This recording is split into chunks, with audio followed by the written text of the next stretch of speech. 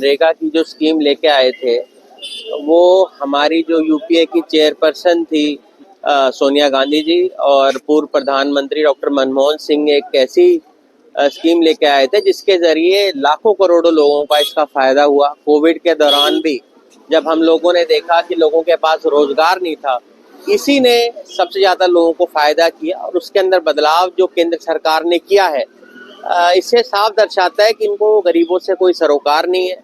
Congress party के समय के अंदर आपको पता है कि 90% इसका जो रेशो है वो केंद्र सरकार को देना होता था, तो 10% राज्य सरकारों को देना होता था। अब इन्होंने इसके अंदर पूरी तरह से बदलाव कर दिया कि 60% जो रेशो है वो केंद्र सरकार देगी और 40% का रेशो जो है वो राज्य सरकार देगी। कितनी राज्य सरकारें ऐसी हमारी हैं जो अपना जो भौतिक खर्चा है वो भी नहीं कर पाती। उसके अलावा 2 महीने का कैप जो इन लोगों ने रखा है जिसके अंदर लोगों को रोजगार नहीं मिल पाएगा, ये भी कहीं ना कहीं इसके ऊपर एक कुठाराघात करने का काम है। इसके साथ साथ अब केंद्र सरकार इस बात का फैसला करेगी कि किस प्रदेश को कितना फंड मिलेगा।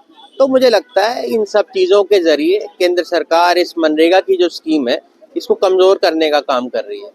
मैं तो इस बात को स्वयं कहना चाहता हूं कि जब बीजेपी सरकार इस बात को स्वयं मान रही है कि महात्मा गांधी जी कितने बड़े भगवान राम के भक्त थे, उनके नाम के ऊपर चलाई हुई स्कीम को जो बदलाव करने का काम कर रहे हैं, ये दर्शाता है कि इनको कितना सरोकार महात्मा गांधी जी से है।